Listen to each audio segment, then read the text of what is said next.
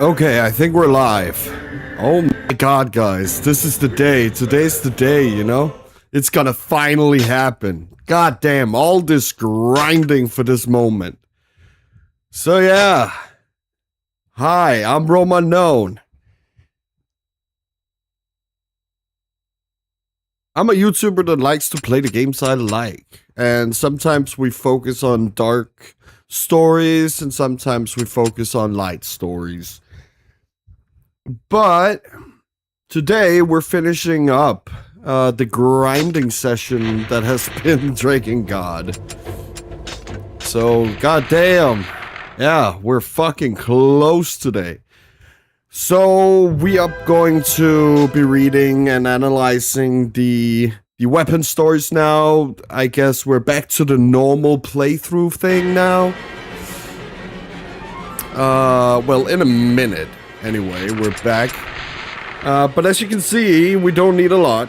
It's literally over. All of these weapons are in level 3 and one in level 2. And that's what we need to do.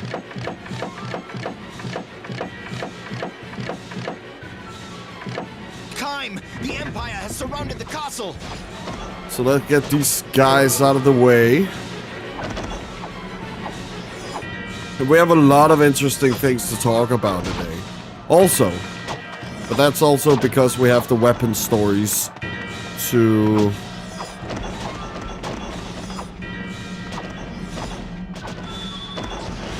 yeah, to do.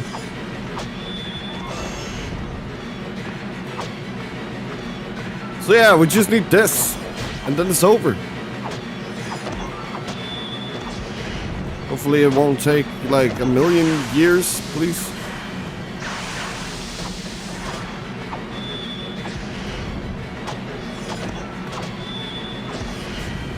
That doesn't even kill, dude.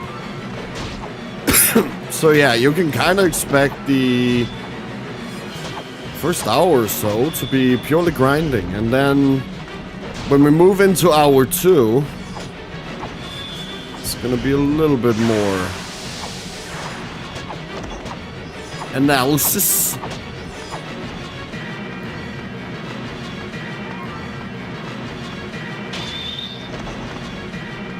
The Empire is too strong.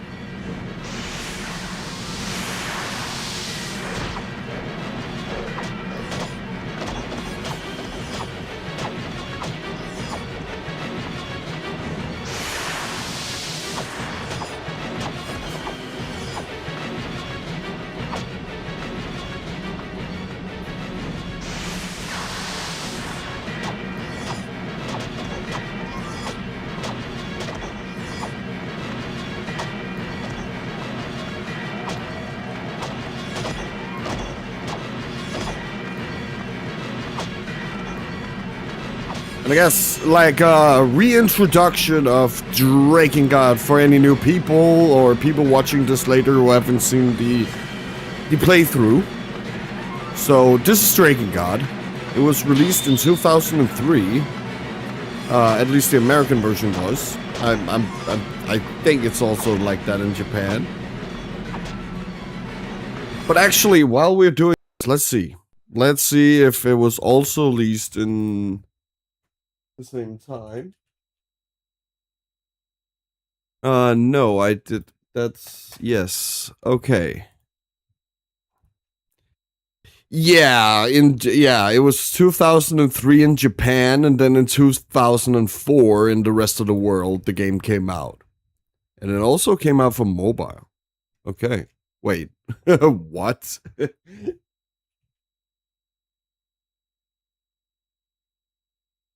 Is that a thing? Oh, it is. Oh my.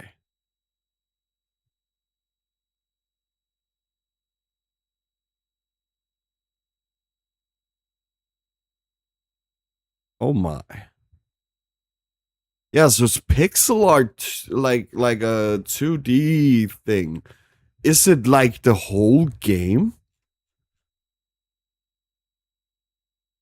Oh, we might play that at some point. Oh god. Yeah. That's fun, right? Oh my god, stop it.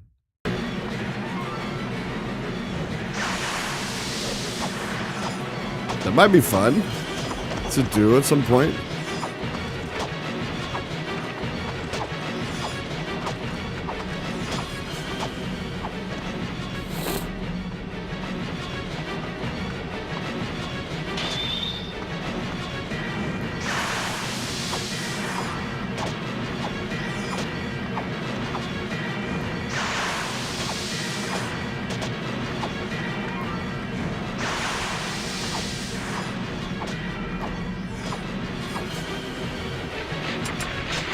Need 100 more, and then we're done.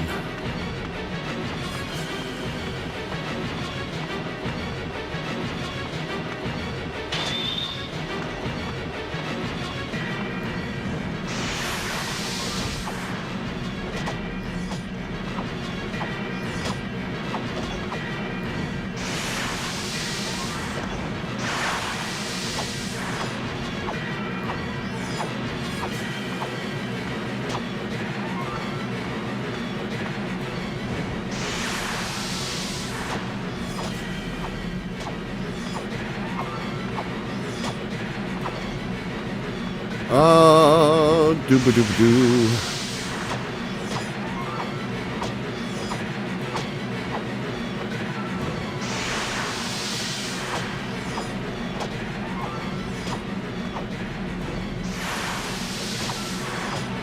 But I'm very excited with the weapon stores also to see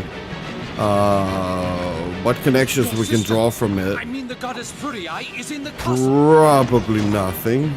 As this, you know, was the first game, but you know, maybe they retroactively fitted something in there. You know, maybe.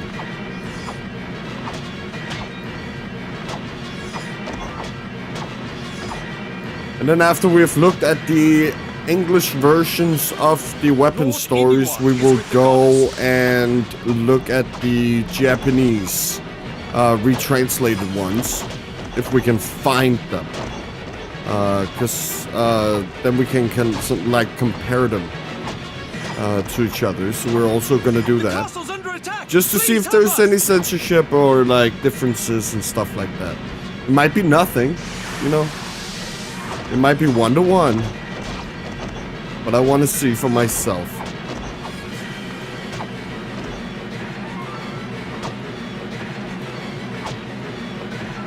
So I hope you guys are doing good. Yeah, it's been some quiet streams all of a sudden.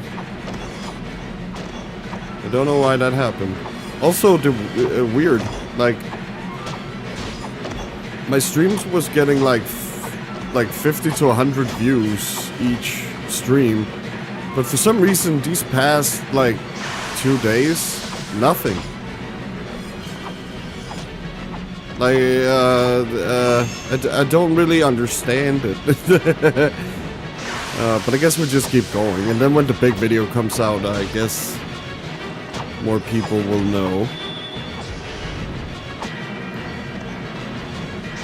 Maybe I just wasn't a cup of tea, you know. But I'm sure I'll find my audience. For the people who like to, yeah, I guess, analyze video games and why you like them.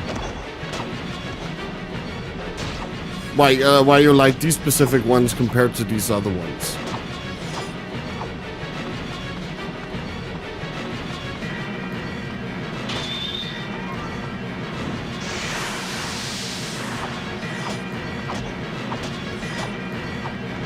Show no mercy. Attack!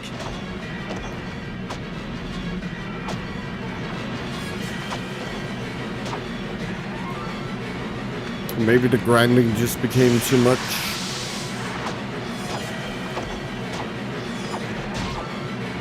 Oh no.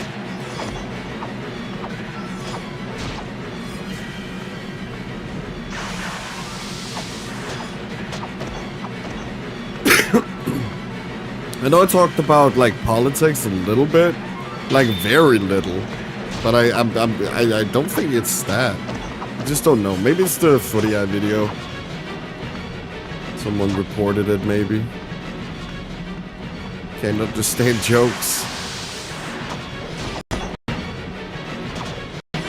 And if it's because like, oh, it's a girl like doing like offing herself, well, Footy Eye isn't exactly the most defendable person.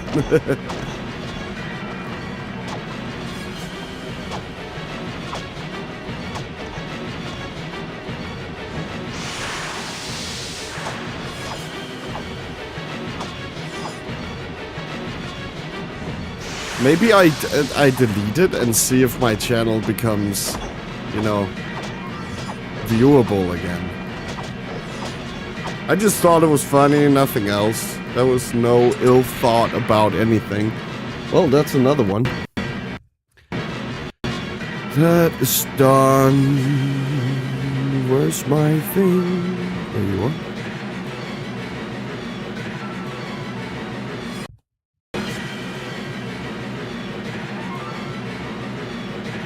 Let's do Wolf's Plague.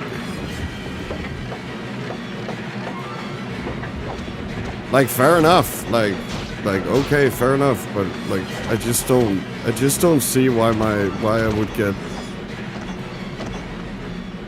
Like, I haven't done anything. I haven't really said anything controversial. I don't understand it.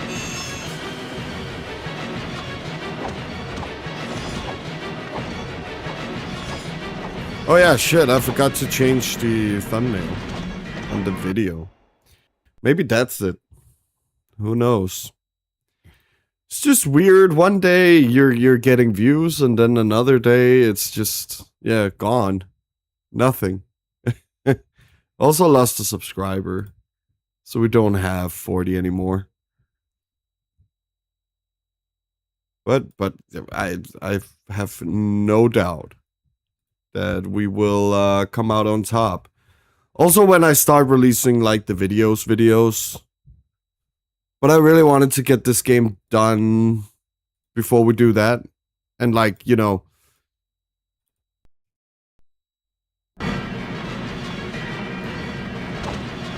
like have some content and like build a little bit of a fan base before we actually begin posting videos. For also any people who doesn't know, we have a Discord where I post live like updates and stuff like that. So if you're interested, I can post a link.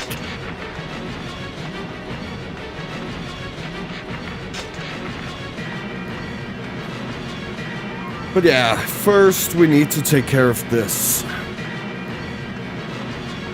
These weapons. As I said before, it might take an hour-ish. And then we'll get the other thing.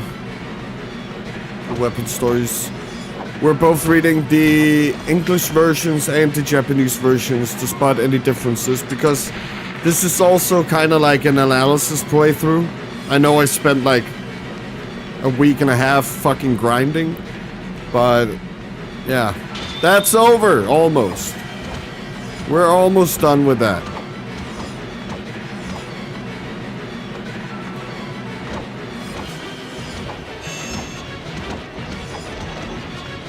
We're gonna soon see the Mother Angel or the Queen Beast.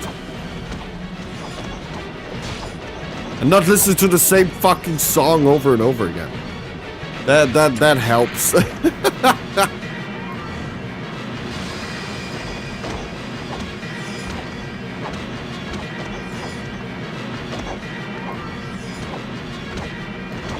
But yeah, this is Drakengard, came out in 2004 in Europe and America, and it came out in 2003 in Japan.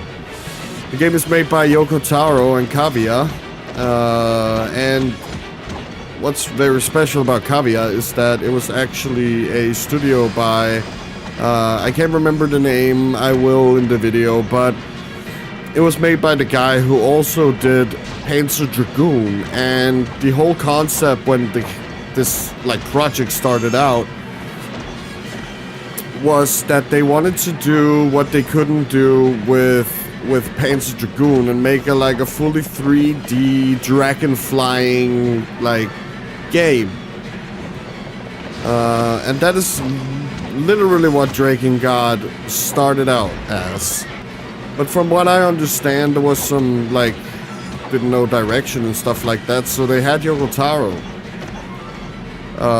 chime in and became director. And they quickly made all these other components to the game to make it, like, playable and fun according to, like, where the story should go. And as we know, it's a very dark story.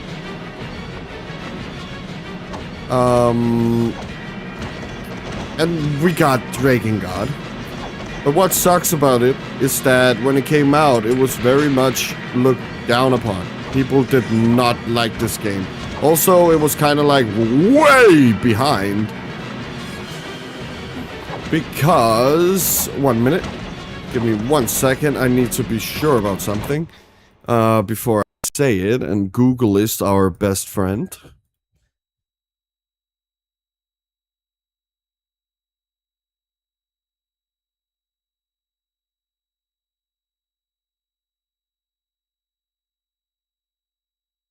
Let's see here. Yeah. So the game is parodying is actually Dynasty Warriors 2. But Dynasty Warriors 2 came out in 2000. So by the point this game came out, this thing was already, you know, yesterday's news. No one really cared. And the people who played it did not really like it because ground combat is very basic. The only thing that's actually insanely good in this game is the dragon combat. That is really nicely made for the PS2. And also, the fact that you can jump off your dragon and summon your dragon on these fields here. So that was not very good for Kavia. Kavia was very about this, I would imagine. But a sequel got greenlit. And let's just say it's the complete opposite of this game, because I would imagine they were thinking that it was because it was way too dark and too, like, horror focused. So the sequel kind of made it, you know, more not exactly Final Fantasy, but more shonen, you know.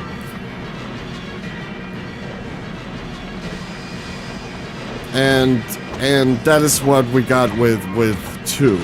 Also, there's so many tutorials. There's a lot of talking now in 2. There's like most of the original team did work on 2. But for example, Yoko Taro, he went from directing to becoming like a cutscene supervisor. And the guy who did the music, sound effects, everything, yeah, he was like doing like sound effects only, it seemed. So when that failed, Drakengard 2 did not do it great either.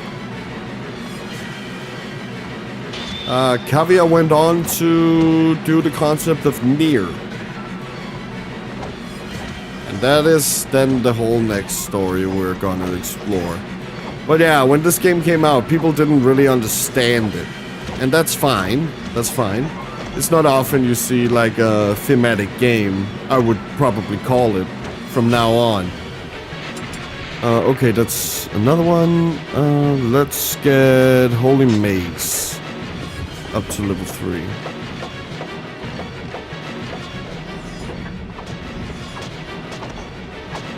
But then people like actually started to play it, like people who like thematic games, and they did notice that, like, oh my god, there is something more to this. And I would imagine it's after people played Nier. That's a game people really love.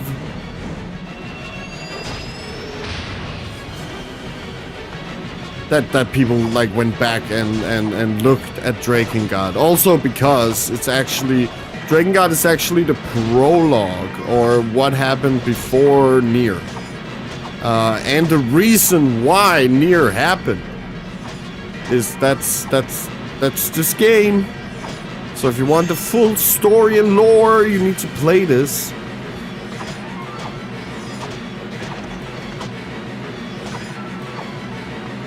But then they kind of figured out that, well, also because we got an interview from Yoko Taro. I can't remember if it was during this game cycle, or if it was Nier cycle, or if it was Drakengard 3.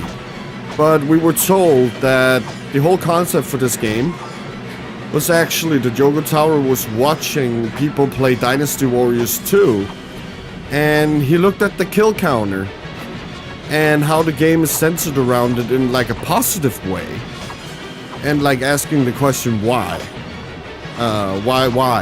is this fun, you know? Because as he explained himself, it's kind of mass murder behavior.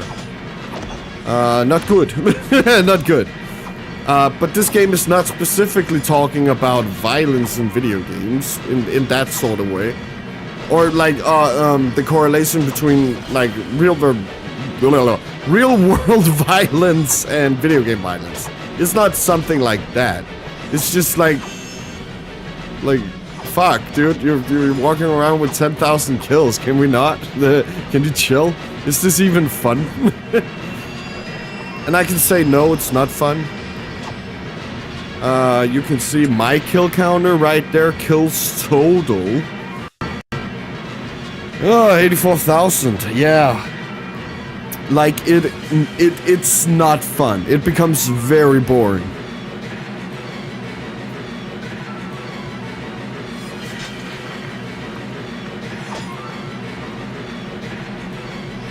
So, the game is also, throughout it, like, scolding you about killing so many people. And the story is also centered around this concept. It seems that Kaim would rather get revenge because his family was killed when he was 18.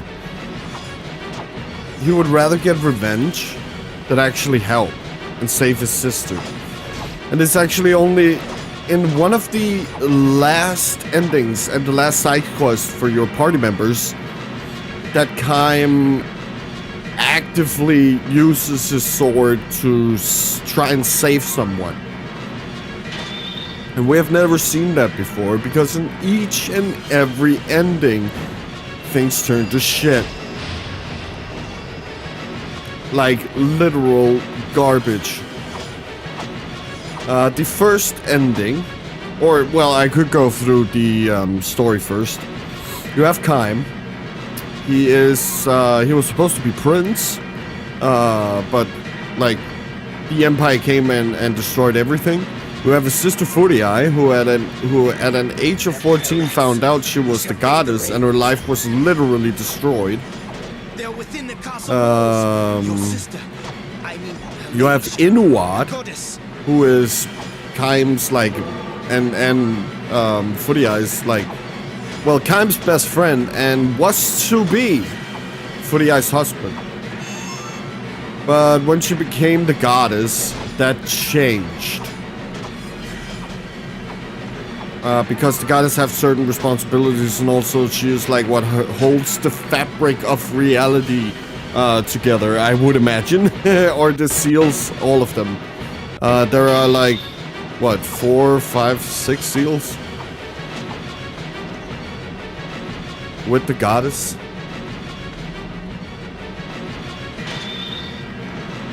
So, in ending A, you go and try and defeat the Empire, but what ultimately happens is that your sister is killed, and the world is now going under because there is no goddess. Empire soldiers have caught a dragon. So the dragon you obtain after this level, who we learn in that ending is called Angelus, seems to have like developed feelings for Kaim, and it seems to be consensual. Like Kaim also feels a lot for Angelus. So, yeah, he loses her and he loses his sister, he loses his best friend, and he has like a priest guy called Verdelay who's like a total hypocrite. Yeah. Yeah, ending A is shit, and that apparently is what leads into Drakengard 2.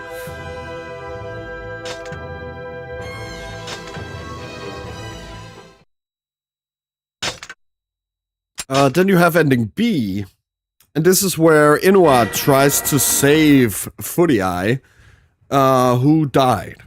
We're using something called the Seeds of Resurrection that comes out when the seals are broken.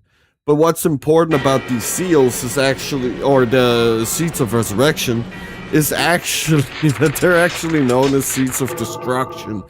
And they, from what I gather, and due to the ending B song, it seems like it twists the user's appearance according to the heart, or their like heart. Yeah.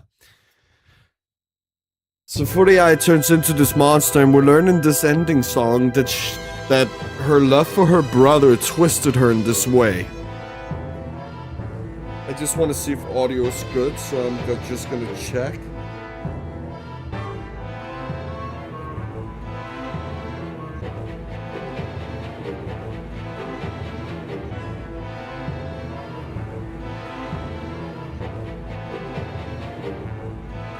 Okay, it's good.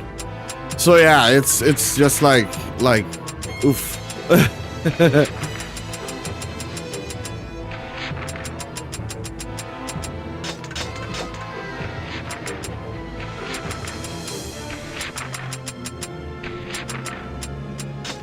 But I've always liked darker narratives, also because like I like horror and stuff like that. So like for me, this is like normalcy kind. No, well, not normalcy. It's not that, but I'm not too like grossed out about anything or stuff like that. Oh my god, Butcher's Joy needing almost 700 kills is fucking crazy. So we need to do Wisdom, or Holy Maze. The Empire has surrounded the castle. And then those two fucking weapons, and we need a run for each of them. Literally.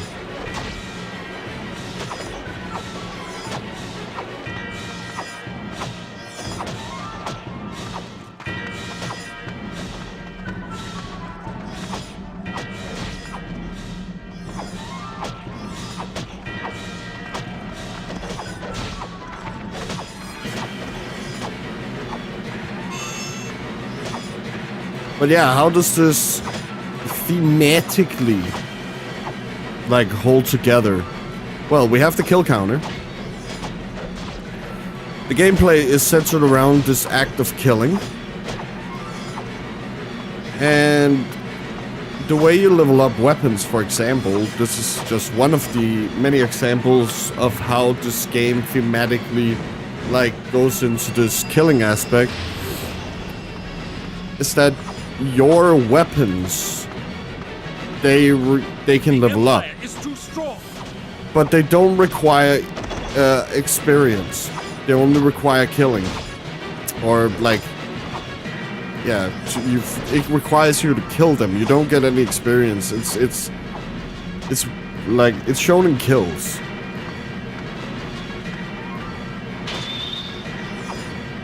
So you need to kill a lot of people. And what is ultimately very funny about that is that the final boss of this game, like all this killing you've been doing, all these, like also the endings, now I've just told you two of them, but these endings are literally you failing. And like, it was all for nothing kind of endings. So the ultimate joke is you need to collect all 65 weapons to unlock ending E. Well, ending E has a final boss. You might be thinking, oh well, oh nice. That's why you did it. No. Ending E's final fight is actually a rhythm game. It's actually a fucking rhythm game, dude. So yeah, you've just spent all this time grinding out the weapons and everything, and only to realize you're never gonna fucking use them. There's actually only one boss in the game you have to fight on the ground. Every single other fight is on the back of a dragon. So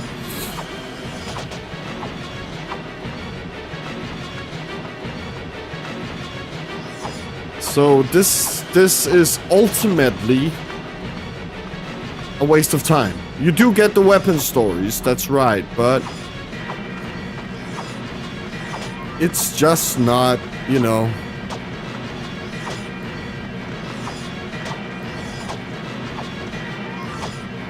it's not worth it, and I feel like that's what this game wanted to do, like I mean the goddess make Freya it is in the castle. seem very, very, very like anti-kill, I guess.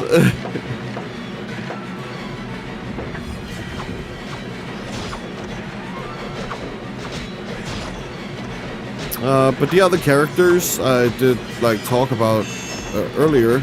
We have Angelus, who's a red dragon. You level her up throughout the game. She also, in ending A, as I said before, becomes a love interest to Kaim, who is our main protagonist here. Yeah, we see their bond throughout the game, but one very important thing is that in the beginning of the game here, when Kaim meets her, it's very clearly shown that Kaim does not like dragons because his family was killed by dragons. So, but Kaim has been mortally wounded. His like whole back has been cut. But like as you can see, it doesn't faze him all that much. No, just keep on killing. So he makes a pact with this dragon because the pact can make them both live, because the dragon is also dying, attacked by humans. So they make a pact. And due to this pact, Kaim loses his ability to speak. And that is shown by having like a seal thing on his tongue.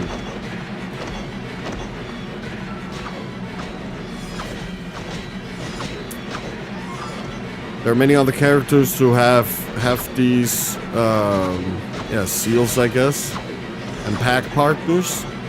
We're going to talk about them in a little bit. So yeah, they become very good, like, I guess, friends throughout the adventure. Like, Angelus does not like humans at all and thinks they're stupid. But she does, like, get a relationship with Kaim.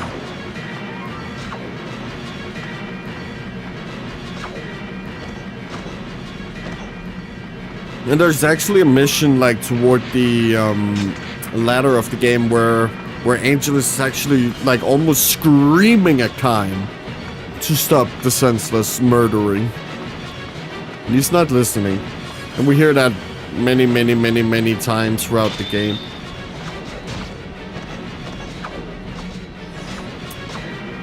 And after Kaim loses his voice, the only way that we know what Kaim is saying is through his like mannerisms and what Angelus says, Kaim says, because they are telepathically linked. She can hear everything he's saying, and we know from her that like his mind is only on murder. Like, let's get back to the gameplay, guys. You know, fuck the story. Let's get back to more killing. And you could say like it's like you know, Call of Duty like mentality. Like, just get me back to the game. Just let me play, dude. Let me kill. So that's kind of or how you would kind of look at it today, you know? Back then it was Dynasty Warriors. In 2013 when Drakengard 3 came out, it was way more like God of War. Because that was the new quintessential like kill game. I also remember when previews and stuff about the game, like the first God of War came out, where it's like, it said like relaxation to like killing enemies.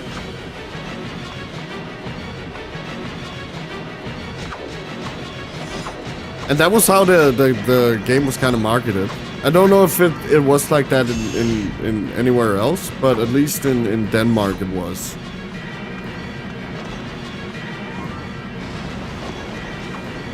Because the whole, like, video game and relaxation thing, and then, like, get out with your frustrations. Kinda.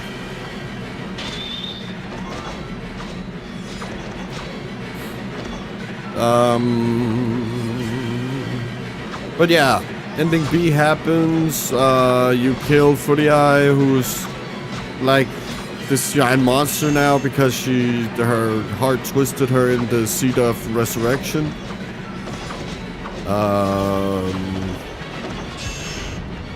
Kime kills her, yes, and then we find out that from every fucking seed, Footy Eyes are being like made, and they're gonna take over the world. Oh fuck, nice, awesome, great ending, dude. Well, then we have the next ending, which is ending C, where you make it, and Footy Eye does not get taken into the Seed of Resurrection. She dies with the Inuad, and we need to like kill Mana. But Mana is killed before us by her mother, or the Mother Angel. And I guess maybe the dragons, because she did something wrong. I guess. I think that's how it's explained. Or she went against the word of God. So she's dead. And we find out that the dragons are actually tools that the watchers, or the angels in the Japanese version, are using to do their bidding. So we have to fight our dragon pal, which we do and win. And when we do, we see Kime actually smiling, getting very, very, very happy about this predicament he's in. And he goes out and kills or wants to kill all the dragons, and that's it, that's all we see. It's cut off before we see him even fight. And I would imagine he's killed by the dragons. He doesn't have a pack partner anymore, and yeah, everything is just ass. Well, now we get to the fun part, because in this game you can actually get teammates or party members. First off, we have Leonard, who is a monk-looking guy.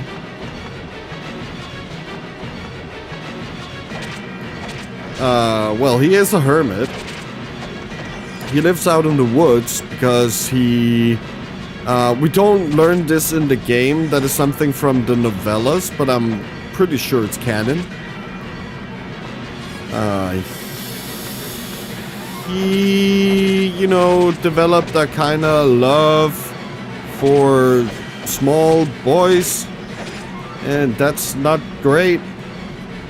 And one night when he was, you know, relieving himself to the thought of young boy, the Empire came to his home and killed his brothers, who was also living there. And he couldn't help them because he was relieving himself to the thoughts of young boy. So that's not good. No, no, no, no, no. Leonard, no, no, no, no, no, no. Leonard then gets a fairy pack partner. He gives up his sight, so he can't see anymore. He's become blind, fully blind. And the only thing he wants in return from... Oh my. That is a very good spell.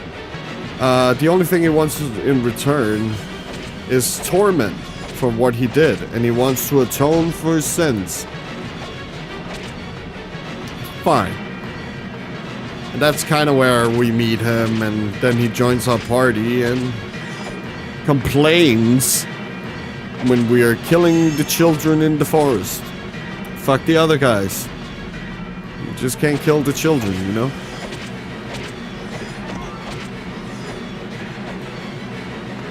Then we have the elf, Arioch, who is also kind of screwed up.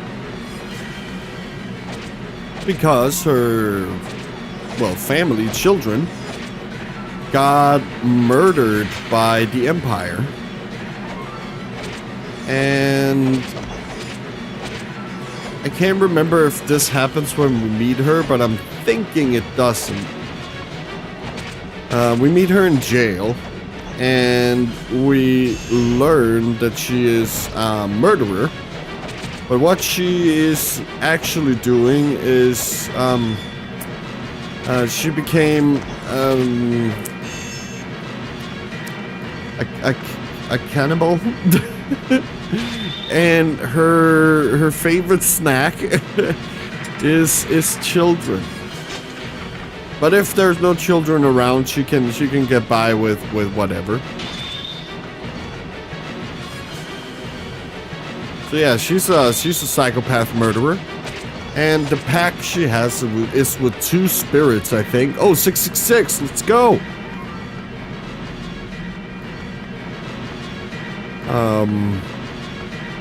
And they took away her womb, so she cannot bear any more children. And I think the twisted thing is that she's trying to eat these children, and I don't know, but might be like in hopes of maybe not. Like she has this perverted like kind of relationship with children after hers got killed. Kind of like Kaim and the revenge boner he has for the Empire. Kind of like that. But what is also important to know is that Arioch and Kaim are the only ones who were, you know, victims of the Empire that are now doing bad things because of, like, the Empire. Whereas Inuart, his, like, thing started as more of a, oh, I can't have this girl anymore, you know?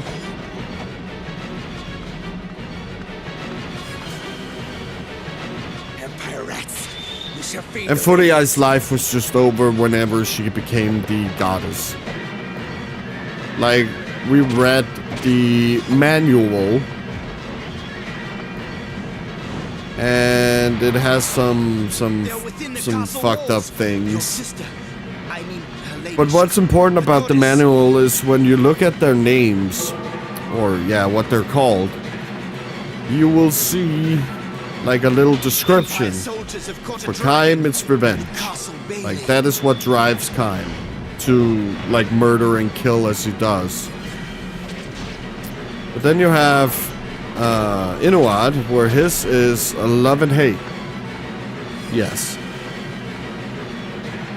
And Footy Eyes, and I think this fits perfectly, especially if you listen to the song Growing Wings or Sukido. Protect her. You will very much know how fucked up it is. Like her life was just destroyed.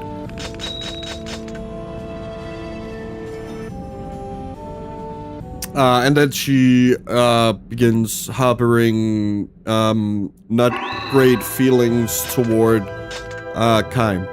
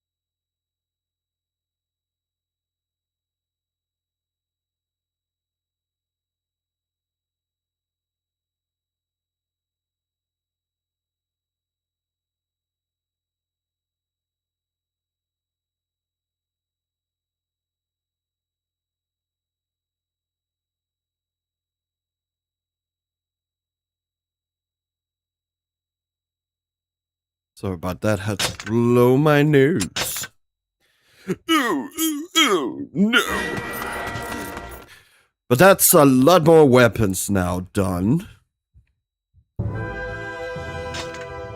We only need a couple more and then we'll go into the weapon stories. So you guys be ready for that? It's gonna be amazing.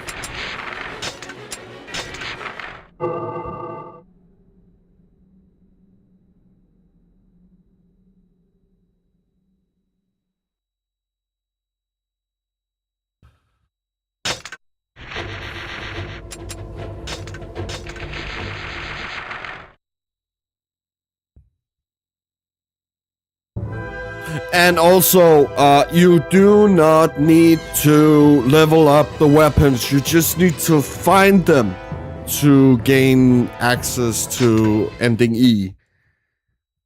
There's some misconceptions about that. You only need to find them. And I don't know how this was, like, how we got to this point, because it also specifically states that you need to find them. So we have 61 weapons right now.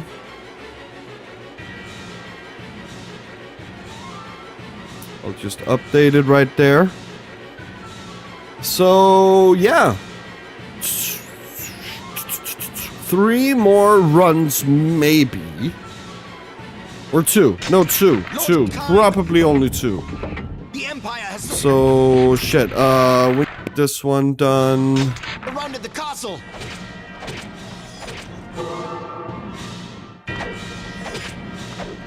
Where did I get to?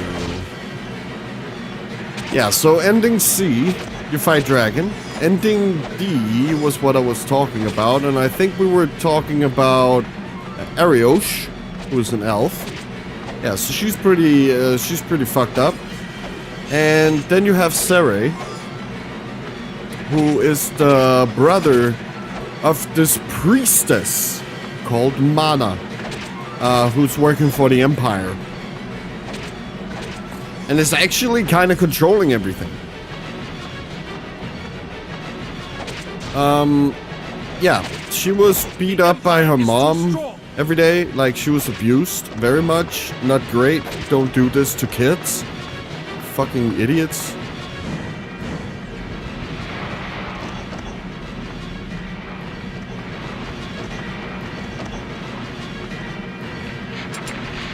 So yeah, she was not, her childhood is not very good.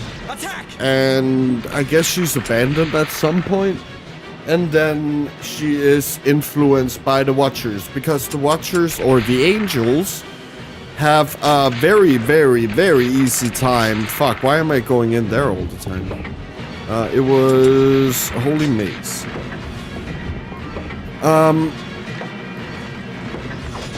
Yeah, she was abused, and I guess, like, it seems like the Watchers have an easier time getting, like, a hold of you if you are distraught, I think, or weak-minded.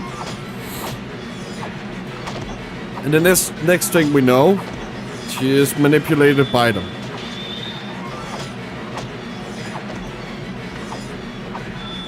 Well, Siri who's the brother, was always showered with love. Always. And never helping the sister once, because he was just content in living like this. But then their mother died. I think it was an attack by the Empire. And he makes a pact with a giant golem. And the price for this pact is insane. He gives up all his time. So Sere can never grow up. He will always stay 6 years old. Forever. And he heard like storybooks about, you know, little hero. And he wanted to become this little hero. Now you gotta remember, Sere is also not a, well, he's a good character, it's not that, but he's a bad person.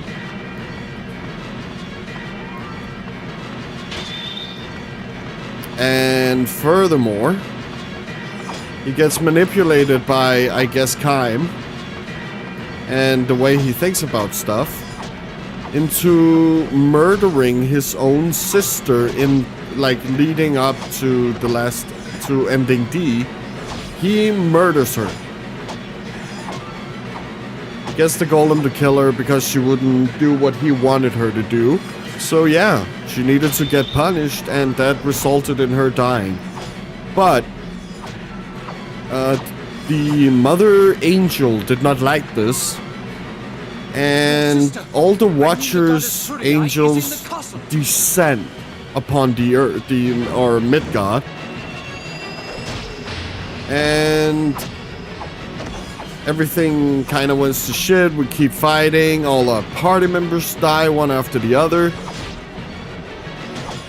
And the only way we can kind of stop it is to use Sere's, or break the pact, I would imagine. So Sere breaks the pact, and they freeze the Mother Angel in place. And also, another thing about this Mother Angel at this ending is that we see her being pregnant. What this means, we don't know yet. But I will imagine we'll figure something more out when we're doing this ending here. That's not it. At least it's a one hit. So yeah, that turns to shit too.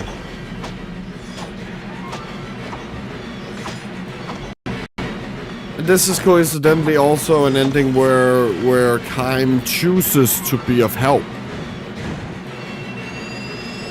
The castle's under attack! Please help us! But yeah, it turns to Lord shit. Inuart is with the goddess. But it's literally like this. Like, notice what I'm doing right now. Like, we just want those kills, man. We just want those kills. But notice that the game is actually only telling us to kill those two, and then there will be two here. And that's it. You don't need to kill everything.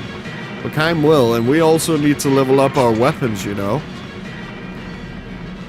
So, could you also say there's kind of a meta-narrative going on with us, the players, making sure Kaim will not make it in time because our priority outweighs the priority of saving his sister?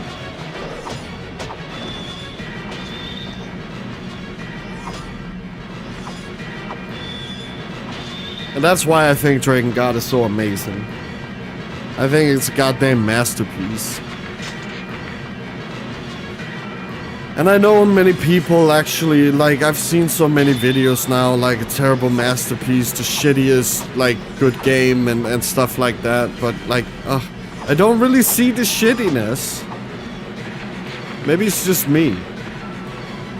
But I don't really see where it's so goddamn shit. I really love the dragon sections. The story is very nicely presented and told. this gameplay is basic, but it works. It does what it have to do. And if it was released in 2000, you would probably think way different about it. By the time it came out, yeah, it was outdated. The ground combat was outdated. But like this whole flying around on a dragon in like free form and like, oh my god. Some of the enemies are trash. Mostly like archer type enemies that can shoot projectiles. Those suck a lot. I hate them.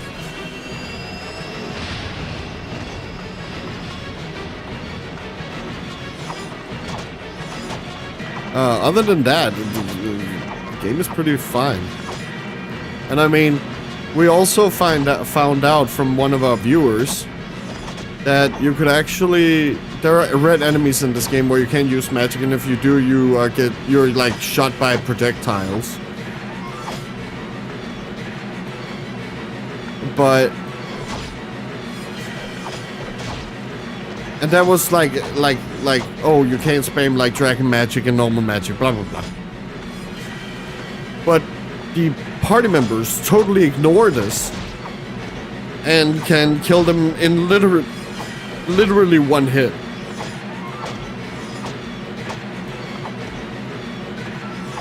So you have all these ways to kind of circumvent all these like dumb decisions and make it way easier on yourself.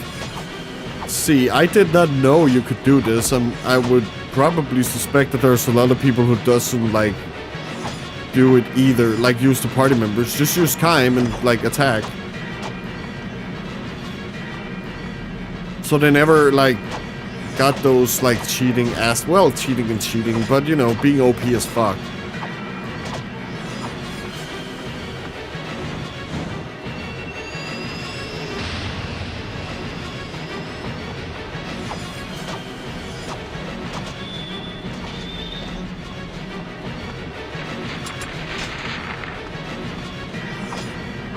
We're coming up at the end here. Only need a couple more runs. And then we will look at weapon stores to get yourselves ready for that.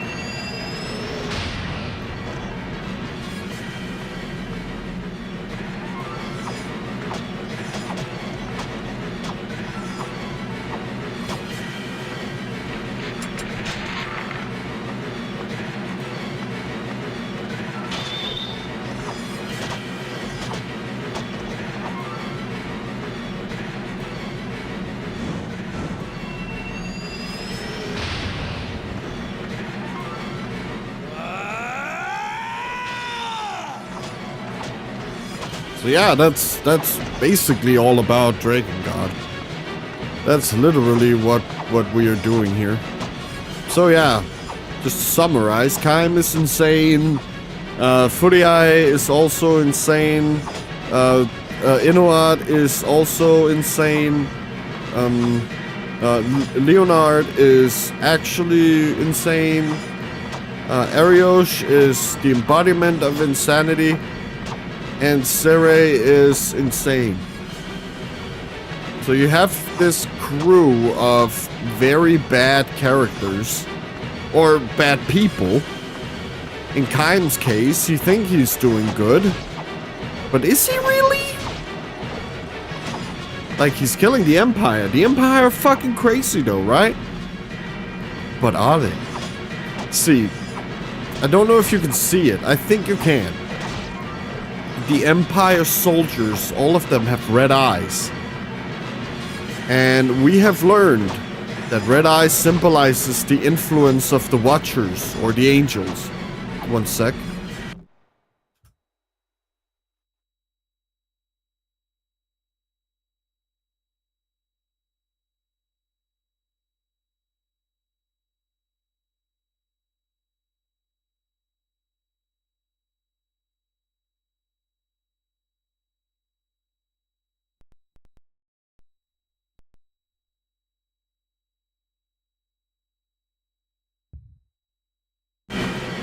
So, it does seem like the soldiers actually are like influenced to do this. They are manipulated to be mindless drones. Like, it's not really their fault they're doing this.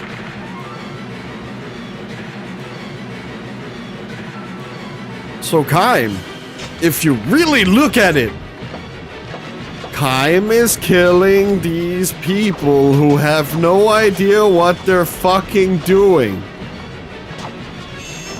Who are being mass manipulated into doing the bidding of the Empire. That is what is actually happening. Should these people die? Probably not.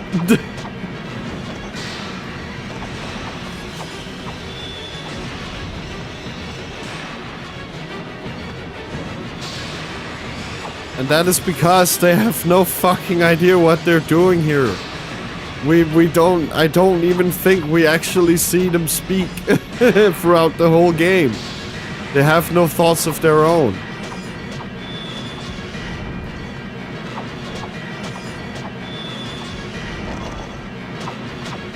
And it also seems like the priest knows this, or senses that there's something wrong about this.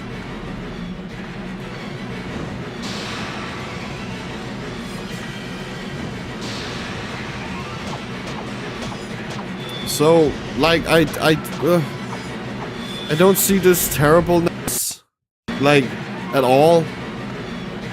I see a very, like, cool story that could have used some more time in the oven, you know, but, like, other than that, it's pretty cool.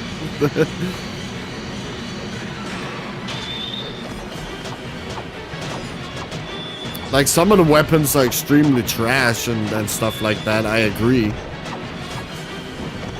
But it seems like the weapons were kind of a rush job. Like, most of this was a rush job. But also, again, and this is how I analyze video games. Like, I look at what did they want to do with the game? What was the primary thing they wanted to do? Well, in this case, it was the counter killing and do, like, why do we find this, like, fun? That's it. And did they do that? Did they convey that feeling? Yes. They did make you feel like you wasted your time playing this game. Great. That's what they did. That's what they wanted to do. Oh shit.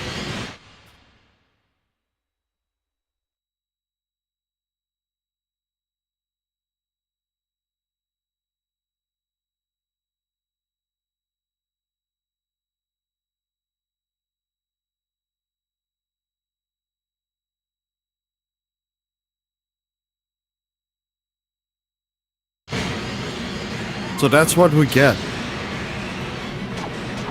And a concept like this, I guess, was too abstract back in the day. Oh, it was too ahead of its time, maybe.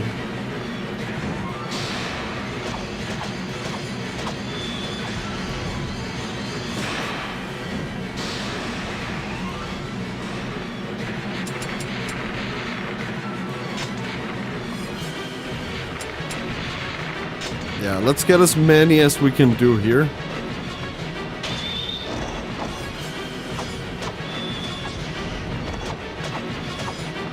Then we might be able to level both weapons up, but I don't really see it happening right now.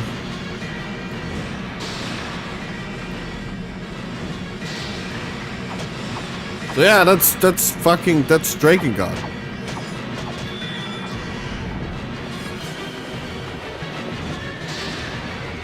That is literally all there is really to know about Drakengard and me.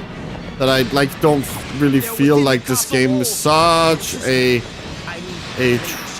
trash fest. Like, it's actually really fun to play. Like, I've spent almost 80 hours in this game and I'm not really tired of it yet. That's a good thing because there's still a lot of stuff we need to do. even after like completing ending E. So, yeah, great, dude.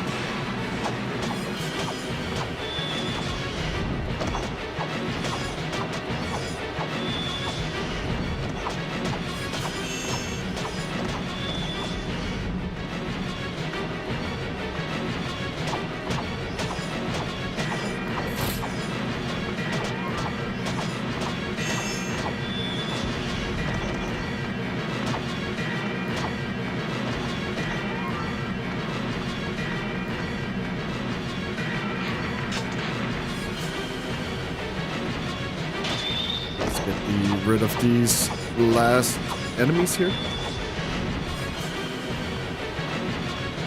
How much? We need 2 more runs. But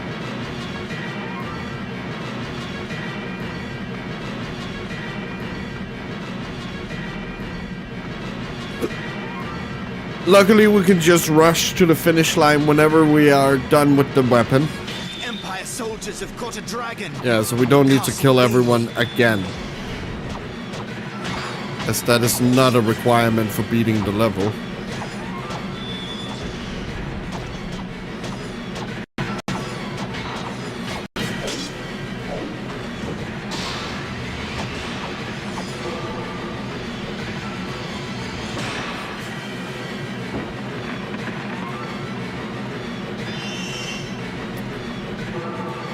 But yeah, game is crazy. It's super fun. It talks about like Protect her. Protect Footy Eye.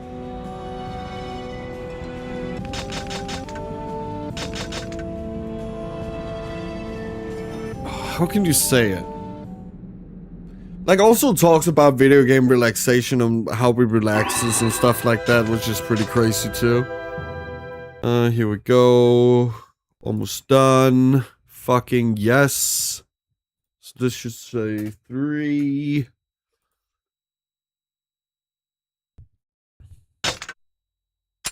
Oh my god.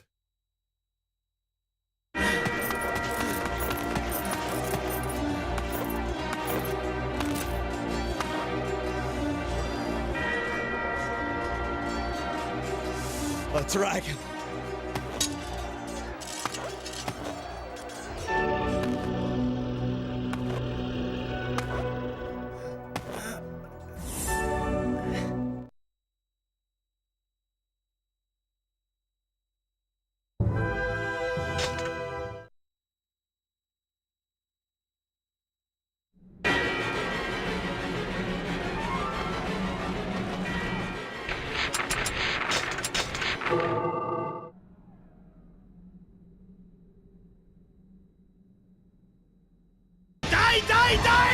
I am Kaim.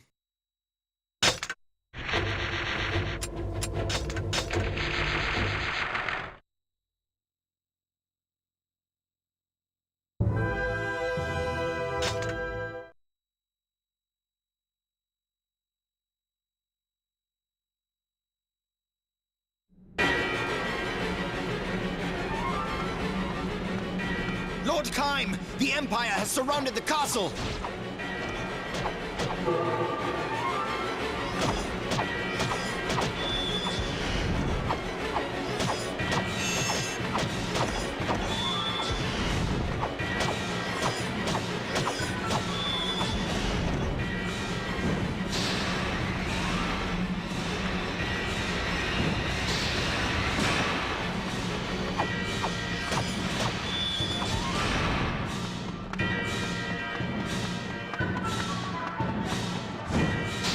The Empire is too strong.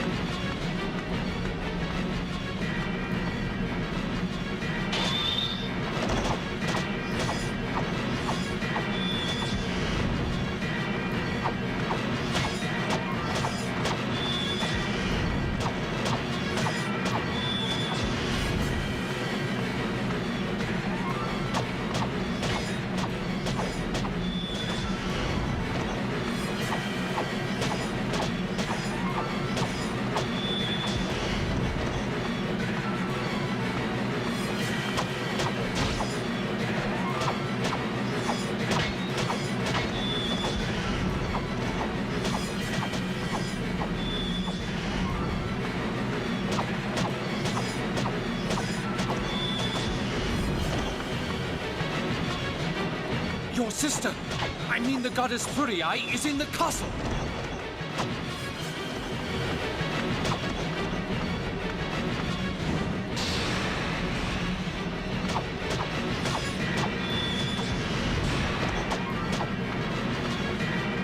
Lord Inuart is with the goddess.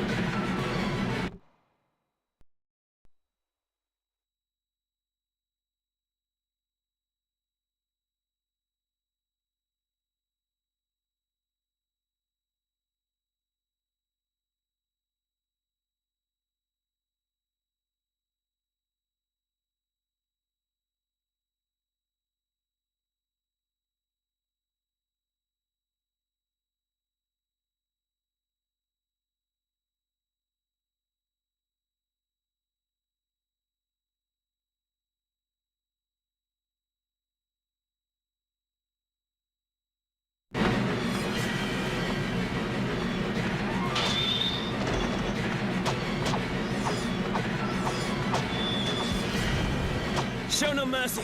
Attack!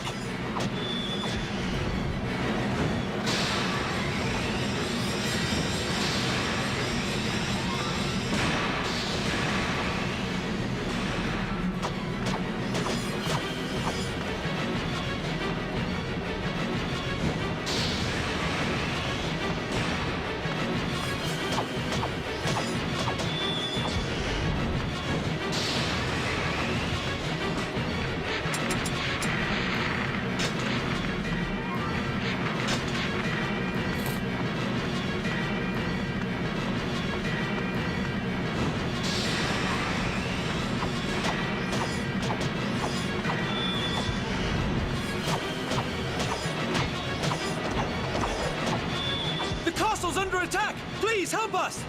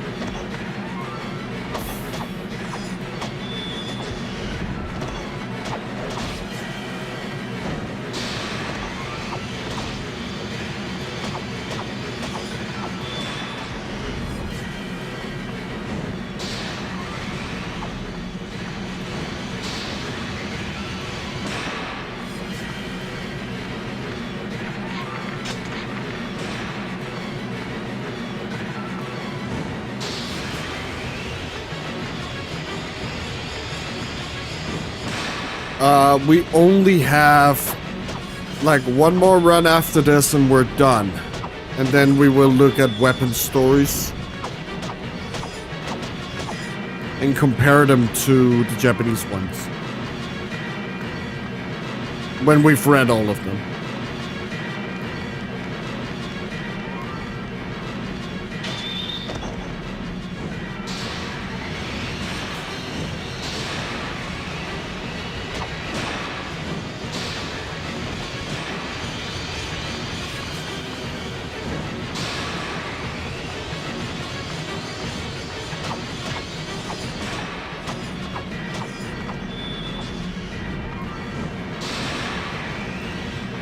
Luckily, it's not gonna take so long because we have this fucking amazing skill.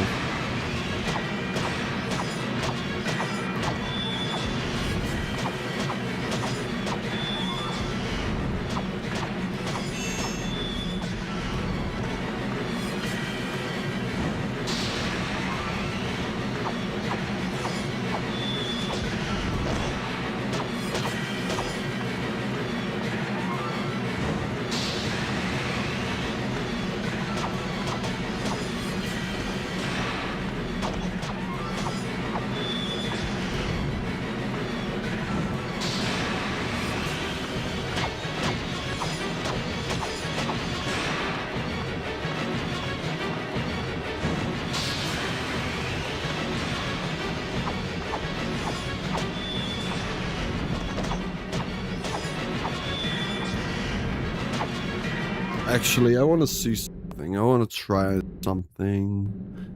Maybe this is gonna...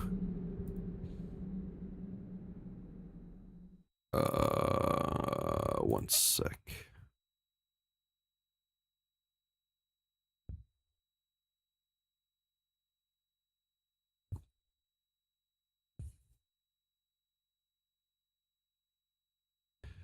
Just want to see here if I can do this. Whoops.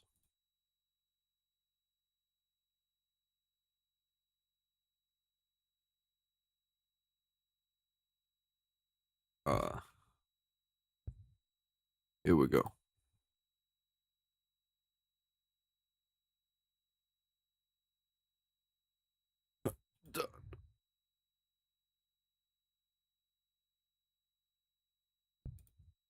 I just want to see if that makes a difference. Sorry, one sec.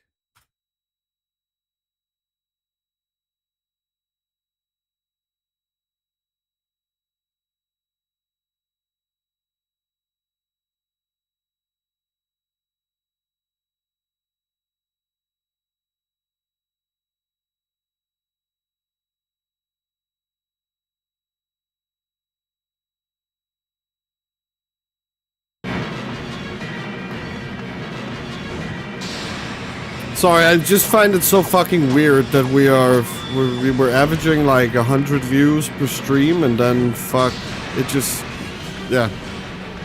But maybe it's because of the grinding.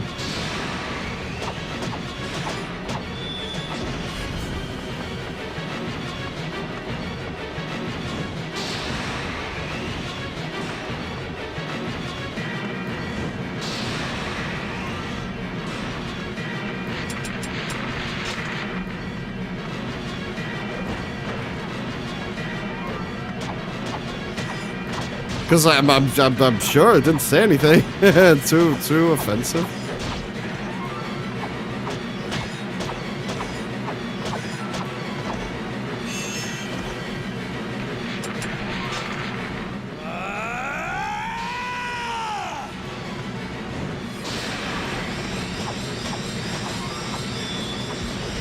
Hopefully it'll change when we're back to analysis mode.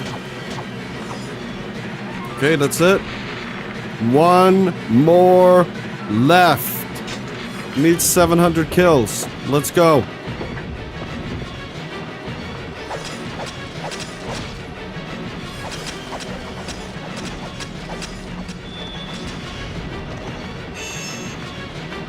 Did it have good magic? Oh, it did. Fuck, yes. Yes!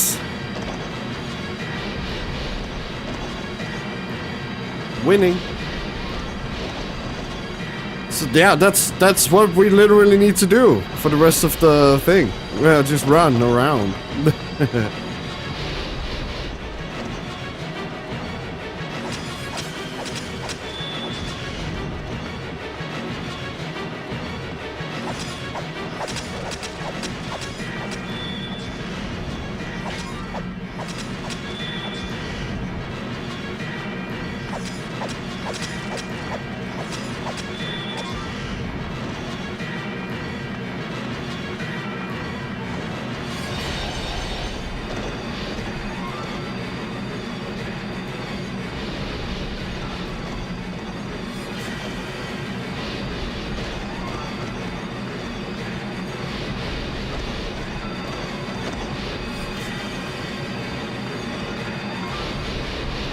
Oh, and it only takes one bar? Oh god. Yeah, we can fucking spam this. What the fuck? Oh, that's OP.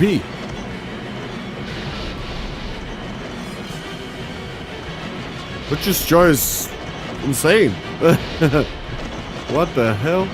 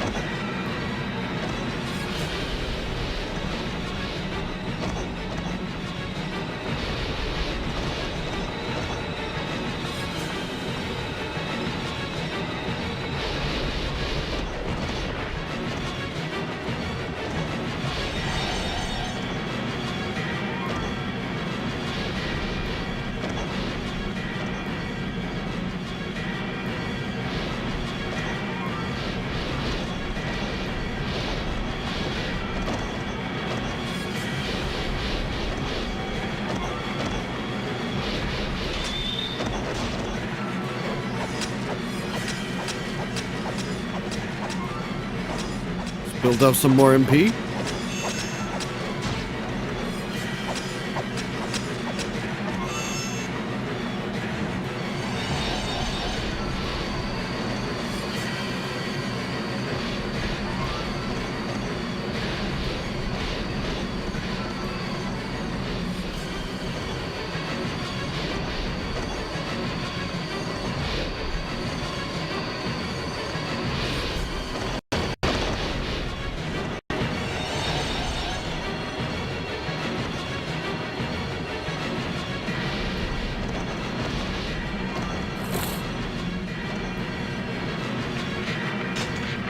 Oh, this time I didn't forget. Yeah, we need 400 more and we're done.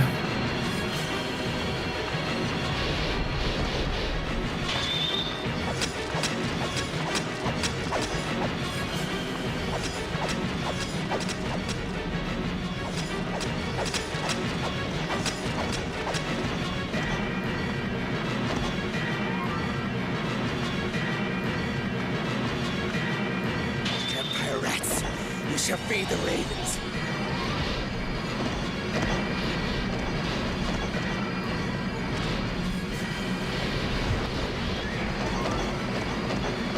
Get back here, horse! They're within the castle walls. Your sister, I mean her ladyship, the goddess.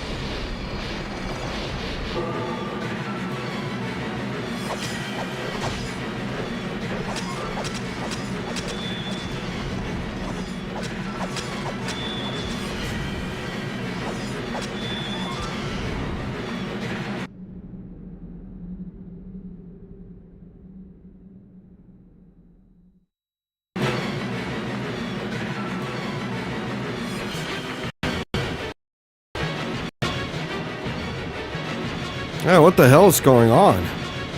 Am I sick? Shit.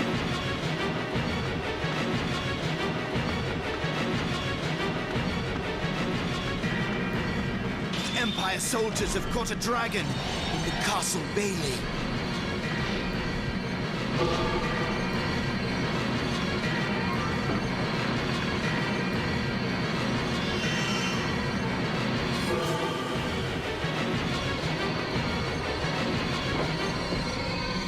Protect her. Protect Footy Eye.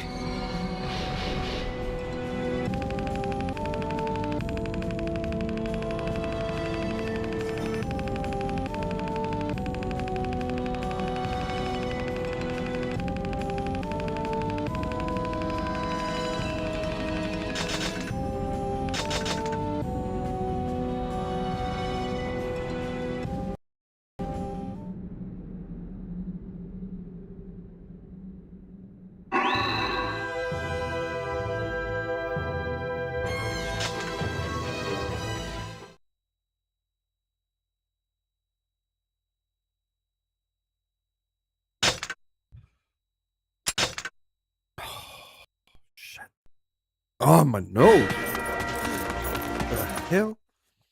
I don't feel sick. It's I don't know what's going on.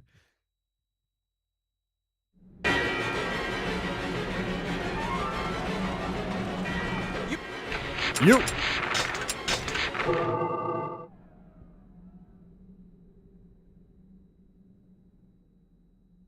You. So all we need to do now is finish this. That's it. And our weapon stories. Back to analysis. I also need to like update descriptions and stuff like that for the stream, so you guys know the premise. I haven't done that yet. So stupid. Lord Kime, the Empire has surrounded the castle.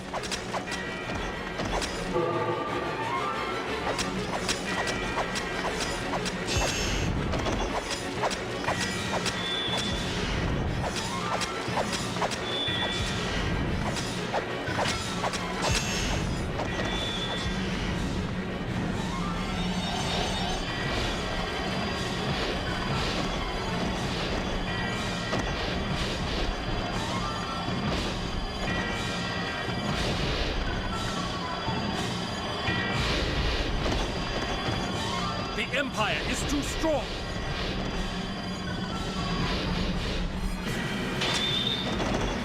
Show no mercy. Attack!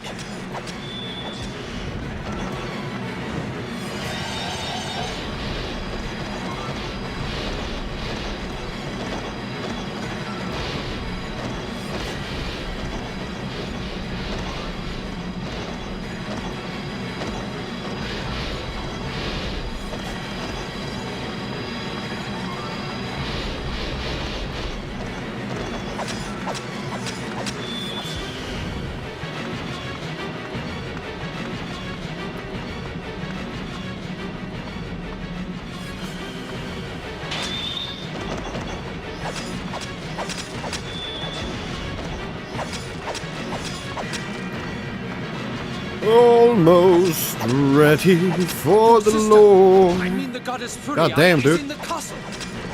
God damn, dude. God damn, dude. Kill all these people. Lord Inuart is with the goddess.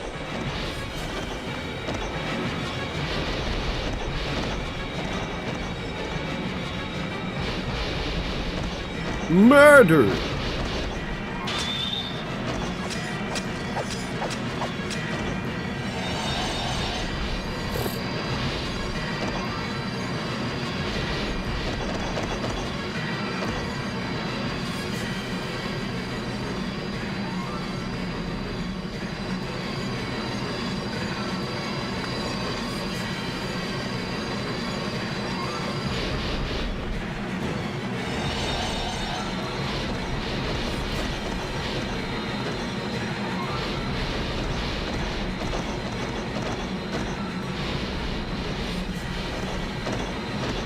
Yeah, what a trash game, huh?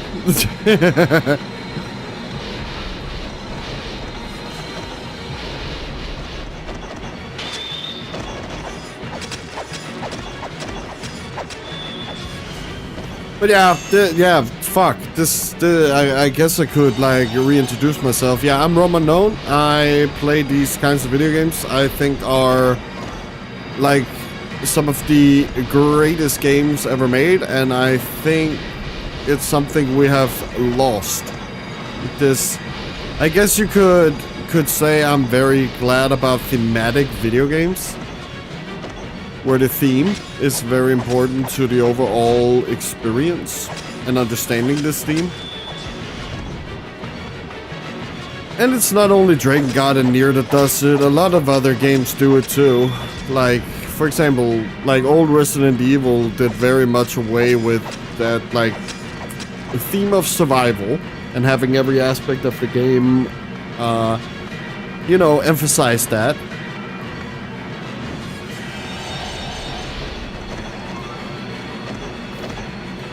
Or Kingdom Hearts, like, oh, let's make a Disney game.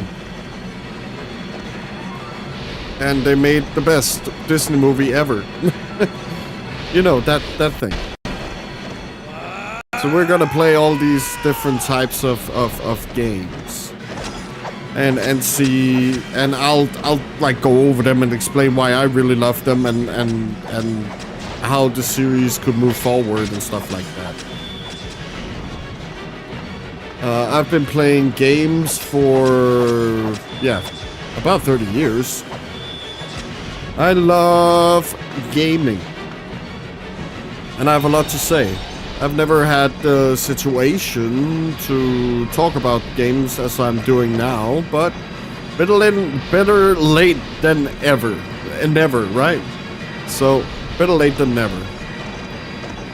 The castle's under attack. Please help us.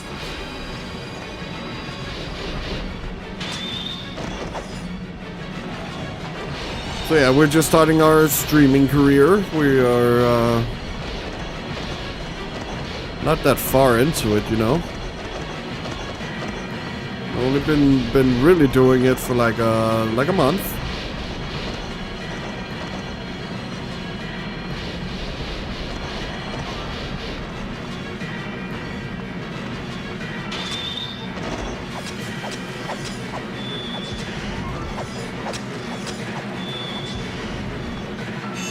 So we're going to climb. Like climb.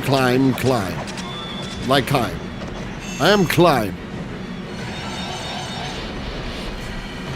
Up that ladder. Get those subscriptions and followers. Depending on where you're watching. We're also streaming live on YouTube. And we're also on Twitch.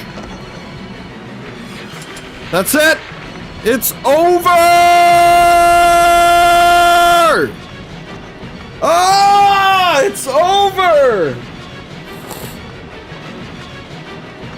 No more weapon grinding. In the Castle Bailey. For this game, at least. Yeah, we also need to do it for the other games. I know that most people are just like, yeah, but why are you doing this? Why aren't you just reading them online? Well, I wanted to do it. They're within the castle walls. I had never done it before, so I mean, her ladyship. we are doing it. Goddess.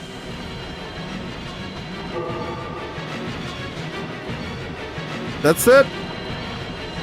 Victory run, dude.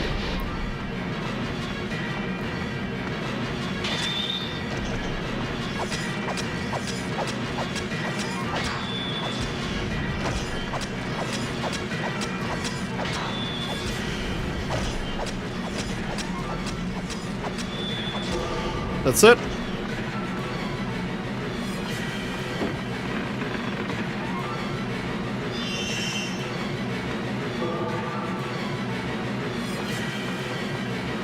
And it is done. Protect her. Protect Fury. We are done. That's it.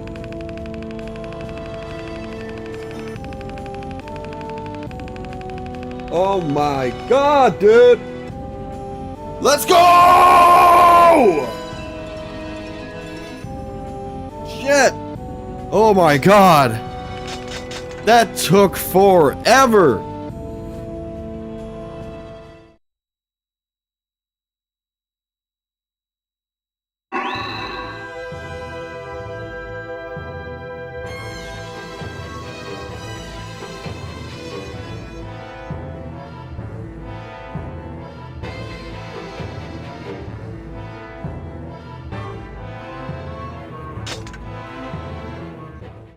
So yeah, there you go. No more fucking grinding, guys.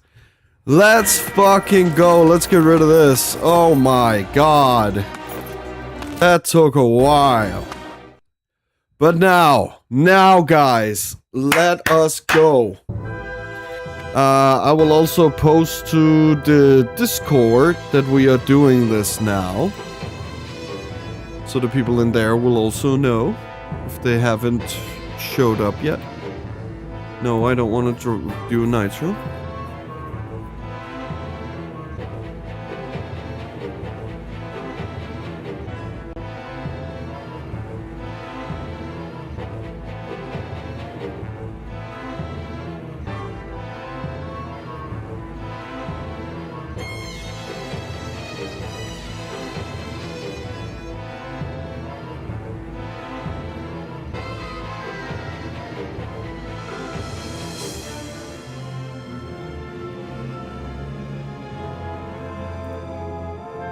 Here we go.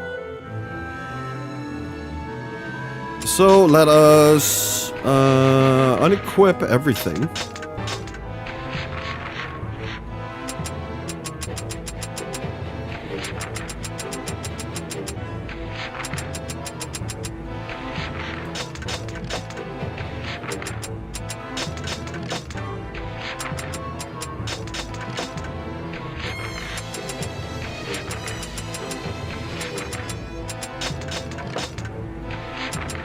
That's it. I will just be re-equipping my favorite weapon anyway. Okay, here we go. Are you guys ready for this? Let's fucking do this. So first weapon, Glory's Bane. Explanation. And here we see the attack and stuff like that. But if you go here You see, it has weapon history, or weapon stories as it's known now. This sword belonged to a royal family whose kingdom was destroyed by an evil dragon. The vengeful rage of the family smolders deep within the blade, hidden by the sword's gaudy beauty. Whoever takes up the sword will suffer from the family's bitter curse. Evil dreams will haunt the victim's nights till he is overtaken by a baneful death. A king of a certain small nation was struck by the sword's beauty and took it for his own, but he too became plagued by nightmares. And one day, his life and kingdom were taken away from him by dragons. There is but one means to escape the sword's curse: slay the same dragon that killed the royal family. But no man has yet possessed the strength to cheat fate and break the spell. This is also about like a family that's been killed by the dragons. So it seems like it's like a regular occurrence for the Empire to use these dragons to, yeah, kill people they don't like.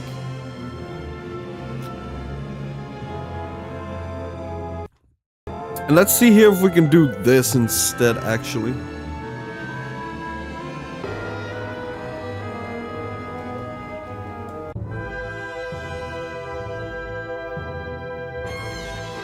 Hey, Lost! Welcome to the stream! Hey, I'm doing great. How are you?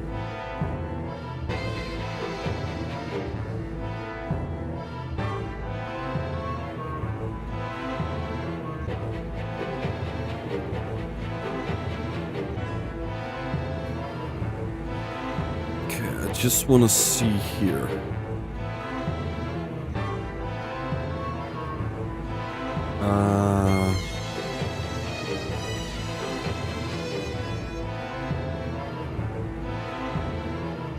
Yeah. We are done. We just finished. Yeah. We're going through all the weapon stories right now. I'm just trying to see if I can find like translations of the ones from Dragon Dragoon.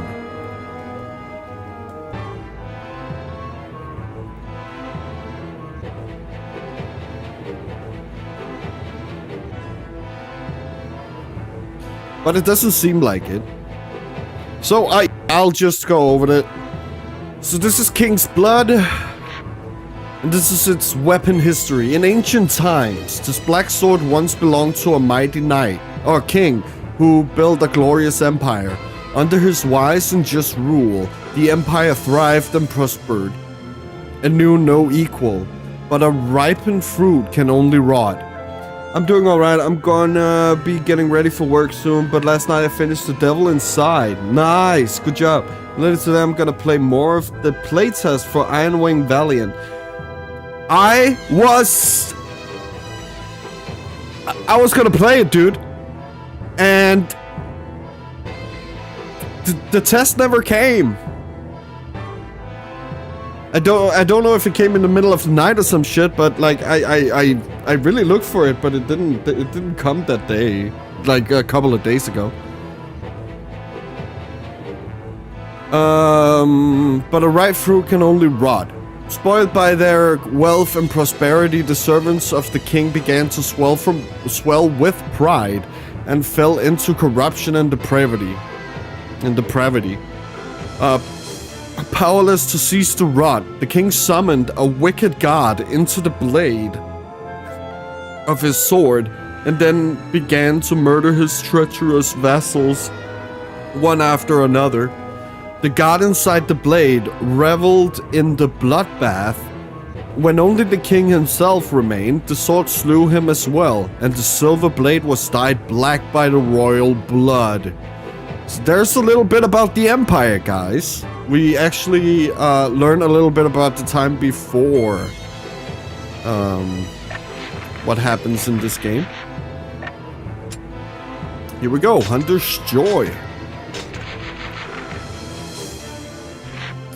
In a certain country lived a feudal lord. This lord was enamored of the hunt. Each day he rode out to find animals to slay, his favorite hunting sword by his side. One evening, the animals of the forest gathered together in council. We cannot survive We cannot survive much longer. We must kill the Lord if we wish to live. So the animals of the forest surrounded the Lord's manor, seeking a way in. But when the Lord saw them all, he danced with delight. So they have all gathered for the hunt. Yeah, it only launched at midnight for my time. I think the devs are in China or something. So for people in the US at least, that's probably around the time people in the Pacific are just waking up. Yeah, that might be true. It might also have been very early morning for me, yeah. Yeah, that's true. But, actually, fuck, let's download it now. Is it still up? I'm guessing it's still up, right?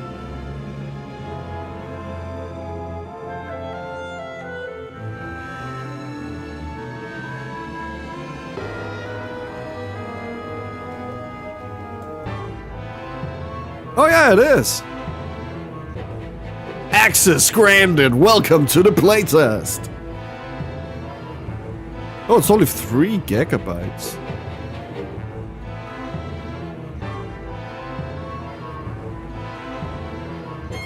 How long is it gonna, yeah, how long is the playtest? Is it only like a week, a couple of days?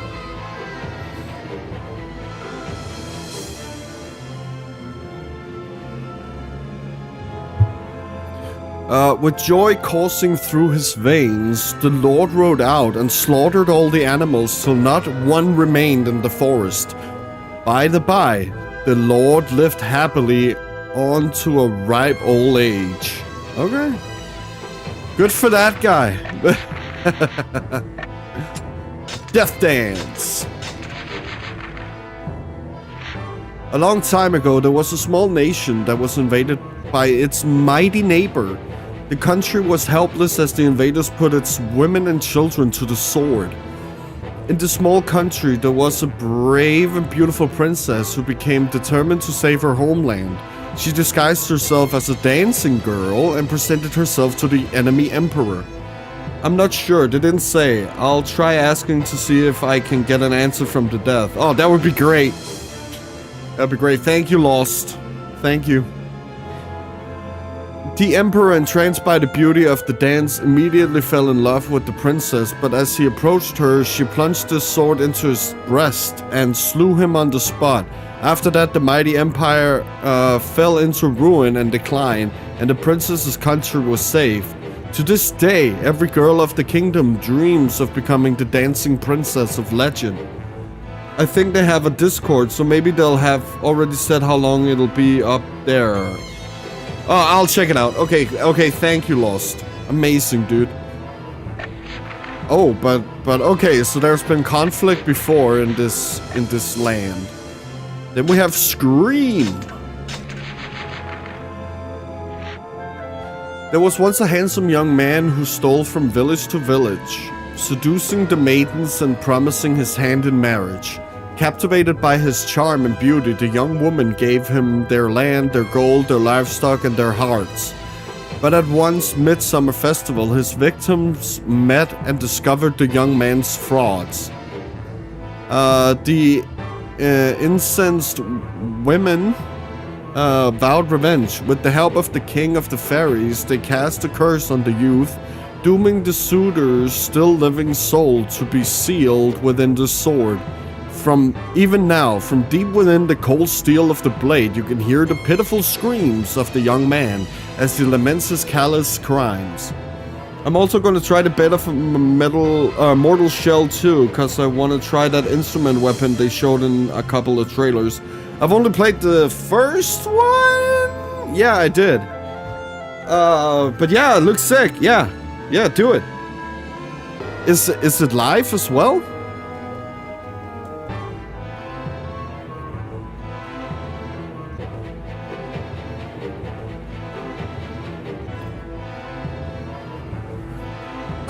Oh yeah, open beta. Oh my god. Yeah, it is. Might download it too. But yeah. Oh, great, dude. Yeah, we did. Okay, so we learned a little bit more information about the King of the Fairies. and some of these powers that they got.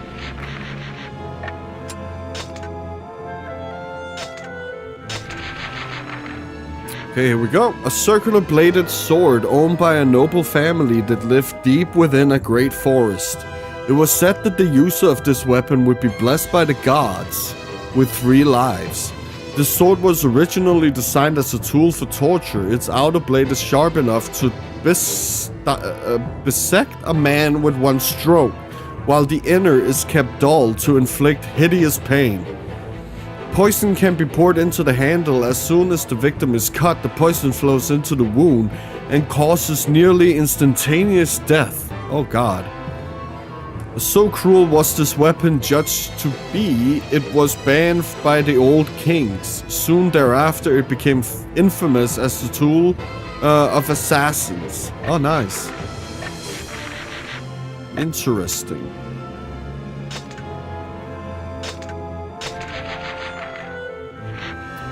An imperial archaeologist unearthed this weapon's blade from the ruins of an ancient holy place, believed to be the fossilized remains of some beast. The substance was incredibly hard. With great care and reverence, the scientists tried to sharpen the rock, but the substance was impervious to fire, to acid, and to all the tools of his workshop. Driven mad by the unyielding substance that sat reproachably before him, the scientist smashed it against his head again and again until he fell dead of his wounds. Damn, dude. The darkly glimmering substance was the claw of an earth dragon, and only human blood could sharpen its edge. And so for ignorance did another scientist die. Okay. So you can only, like, use the dragon's, like, materials if you use human blood. That's the only way you can, like, blacksmith that shit. Butcher's Joy. Juices oozing from tender, succulent flesh, the sweet aroma of fine herbs, the master cook made dishes of meat that none in the city could resist. Every day, customers lined up outside his inn, waiting for their chance to partake. Even the king himself would sneak down from his castle to sample the master's art. But once he entered his kitchen, the smiling cook's face would grow stern. The meat he used was no ordinary meat. The years passed, and the cook in his inn disappeared from the town, but his cleaver remains as gleaming and sharp as ever, waiting for its next master. What kind of sucks about that ring blade is, given time period Drakengard is set in, even without the Watchers nuking the world, a person may probably only get 90 years of life from it on average. Yeah, that's true.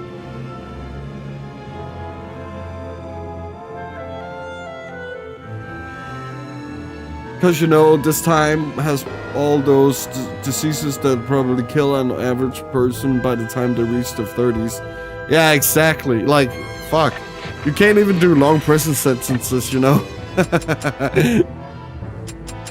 And it's also cool, it's called the Raven Feeder. Fucking sick ass weapon.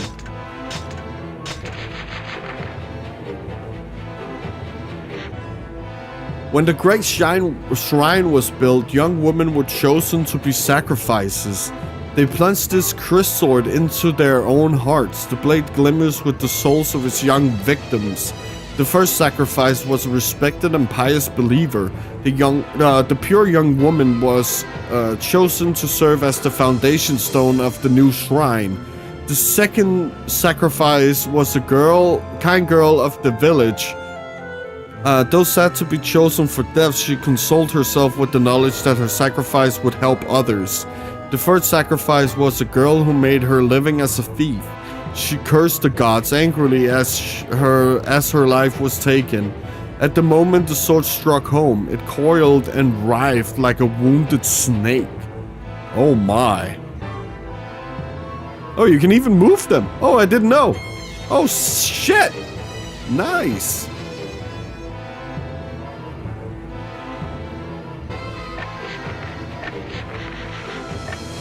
Yeah, it's kind of fucked up, this world. Jesus. Only, like you murder yourself and you become a fucking stone? What? Assaults are rated like a saw. Able to cut through enemy weapons, but with each use, vibrations shake the user's arm, causing the flesh to turn weak and translucent like wax. What? So the more you use it, your skin just fucking... what's it called? Becomes translucent? Like, what the fuck? You're just a walking skeleton at some point. Many centuries ago, there was a brave knight who fought and defeated countless enemies, but as he fought, his flesh became paler and paler. Then came a war in which the fate of the kingdom hung in the balance. The knight took the head of the enemy general and won the battle, but he had grown so pale as to be transparent. As the soldiers celebrated the victory, a single arrow struck the knight through his heart. But none could see the invisible knight, and his death went noticed by none. Oh, this is sick! I'm so happy we did this, guys. I guess it just makes your flesh dissolve. This weapon sounds like it kind of sucks. Well, you become invisible. At some point, I would, like it said. So you could just backstab everyone. It's a rogue's favorite weapon, you know?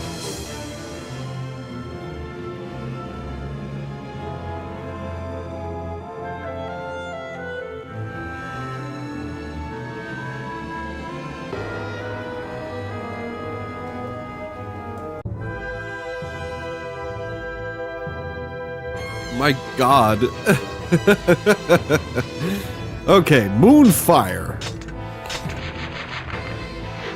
This sword is forged of a granite that burns red with eternal heat. Only those who enjoy the protection of the moon god, ruler of the cool night, may dare grasp the hilt. Yeah, but maybe the sword isn't invisible though, so they could still make a good guess on where to slash. Yeah, true. I guess it's only specified that it's the user's skin that gets translucent. So yeah, it would just be a floating weapon, literally.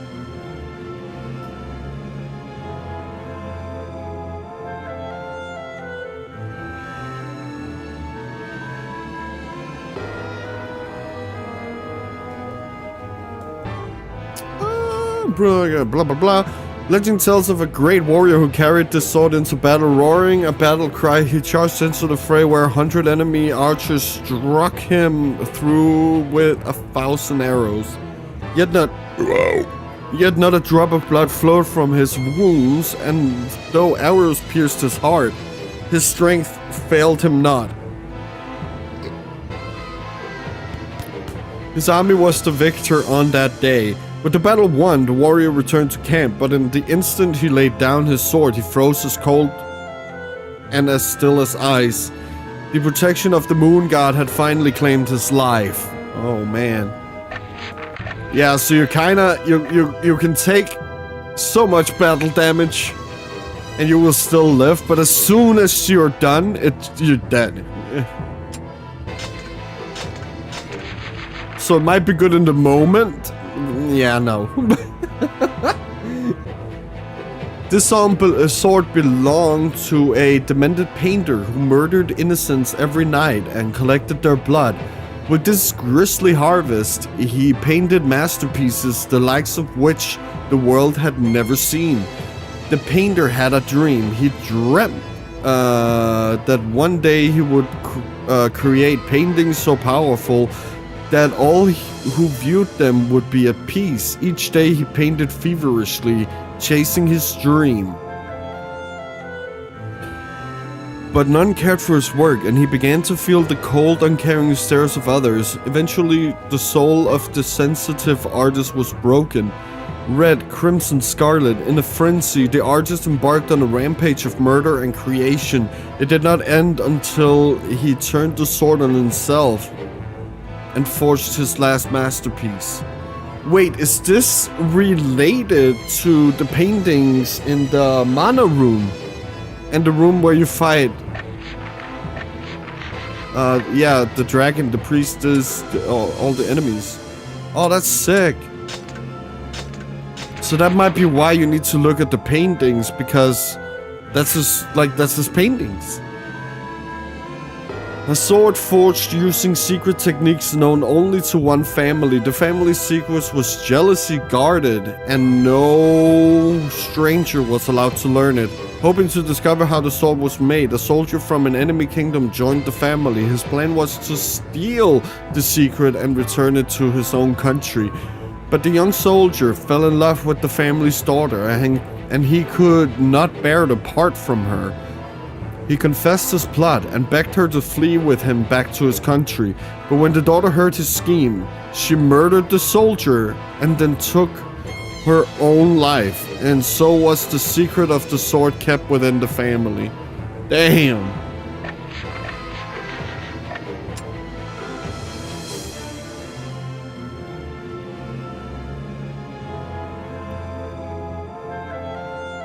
Okay, I will say it is very nice to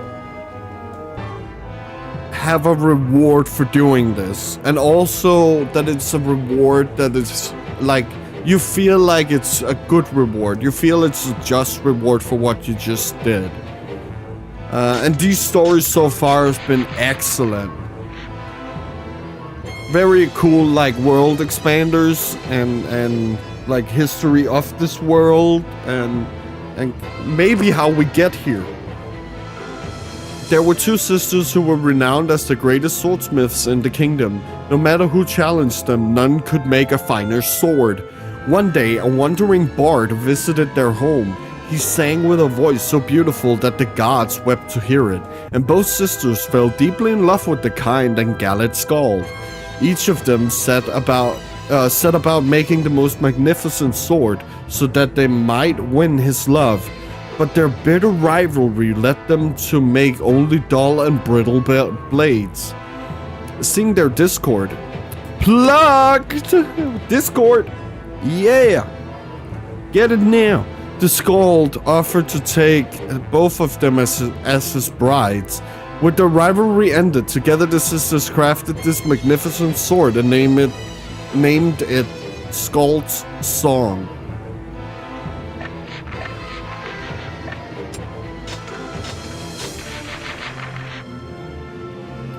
This sword once belonged to the guards of an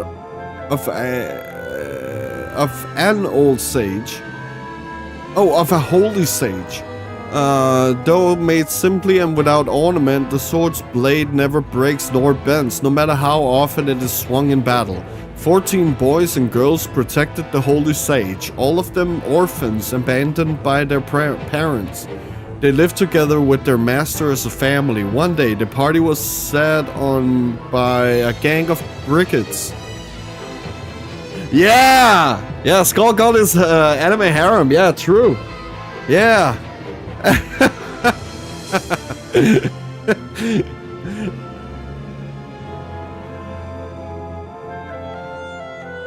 So that's my problem. I just needed to find female blacksmiths. Shit, dude. One day, the party was set on by a gang of brickets. The gods fought a desperate battle, rising again from the most grievous wounds to guard the path to the sage's carriage. At last, not one bandit nor god was left alive. The weeping sage took the sword his guards had held and blessed it, so that it might protect others as his guards had protected him. Oh, that's cool.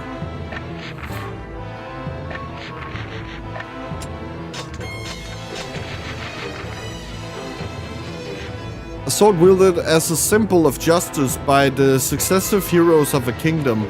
The church of the land imbued it with powerful magic so that any who fought for justice would be blessed.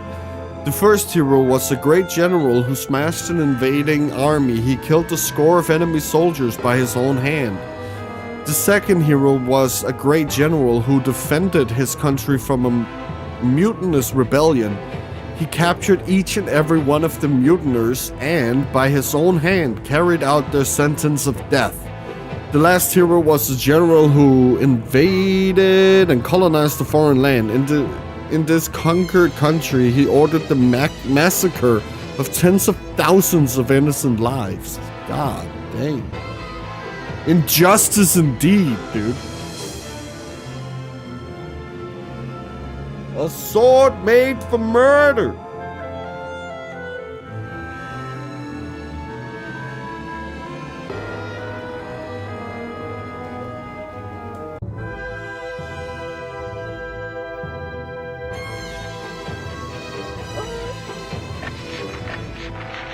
Next. Oh, I'm very excited for this one. This is the largest sword in the world, too heavy for any mere mortal to lift. It is believed that till now, no warrior has been able to wield it. Oh my, berserk references. It was forged by the warlock Vak the Pitiless.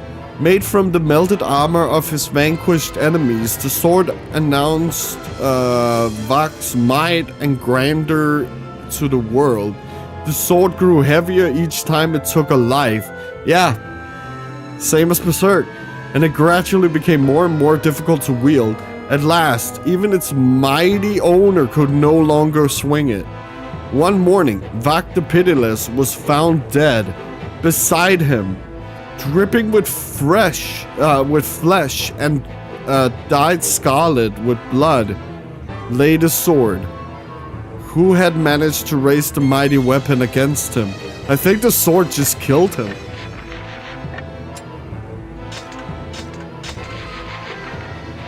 A sword whose name can also mean fire. The ripped blade deepens wounds and makes them fatal. This was a common sword in days past. In ancient times, a warrior and a dragon fought a battle. Seeing his sword melt in the dragon fire, the warrior tore out the dragon's tongue and wrapped it round his weapon's blade. Dude, what the fuck? The enraged dragon blasted a mighty fireball at the warrior. So great was the conflagration that both warrior and dragon were reduced to ash. All that remained was the sword, untouched by the flames. Since then, the sword has held a special magic against the flames of dragons.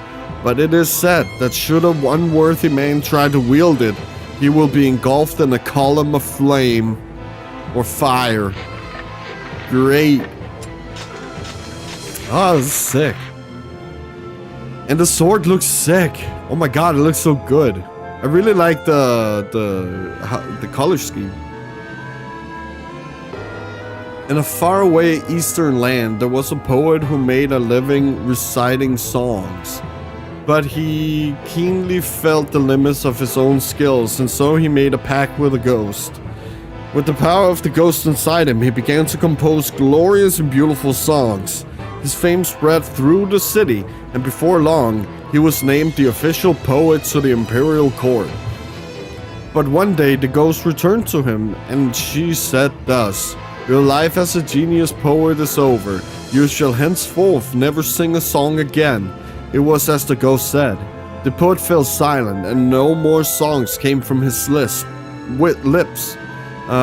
His dream gone, he plunged his sword into his breast. It still gleams with the glistening of his blood.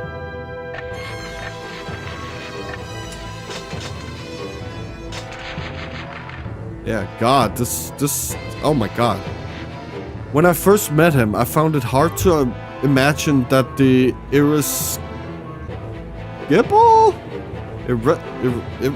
huh? The fuck is that word?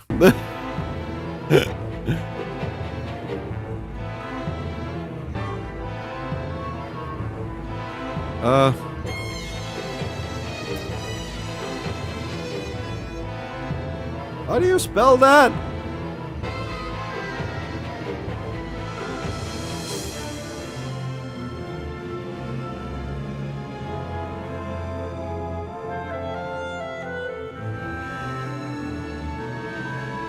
Oh, it means that they're easy to anger. Okay.